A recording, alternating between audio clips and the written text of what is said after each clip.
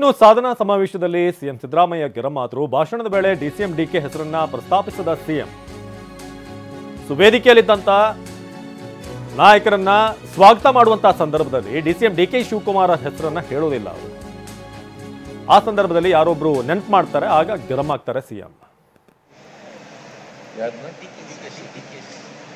ಎಲ್ಲಿ ಇಲ್ವಲ್ರಿ, ಒಟ್ಟೋಗಿದ್ದಾರೆ, ಕೂತ್ಕೊಳ್ಳಿ. ಏನು ಲಾಯರು ಡಿ ಕೆ ಶಿವಕುಮಾರ್ ಹೊಟ್ಟೋದ್ರು ಬೆಂಗಳೂರಿಗೆ. ಯಾವಾಗಲೂ ಇರೋರ ಹೆಸರು ಹೇಳಬೇಕು ಹೊರತು ಹೊರಟೋದವ್ರ ಹೆಸರು ಹೇಳಕ್ಕಾಗಲ್ಲ.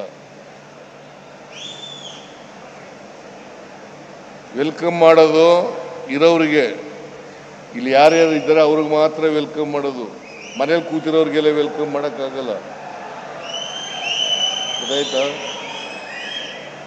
ನೀವು ವಕೀಲರು ಸ್ವಲ್ಪ ಅರ್ಥ ಮಾಡ್ಕೋಬೇಕು ಇವೆಲ್ಲನೂ.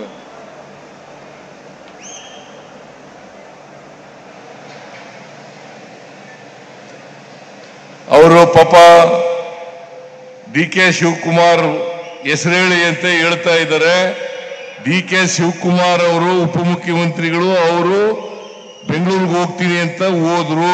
ಬೇರೆ ಕೆಲಸ ಇದೆ ಅದಕ್ಕೋಸ್ಕರ ಹೋಗ್ತೀನಿ ಅಂತ ಹೋದ್ರು. ಅದರಿಂದ ಅವ್ರ ಹೆಸರನ್ನ ಪ್ರಸ್ತಾಪ ಮಾಡಲಿಲ್ಲ.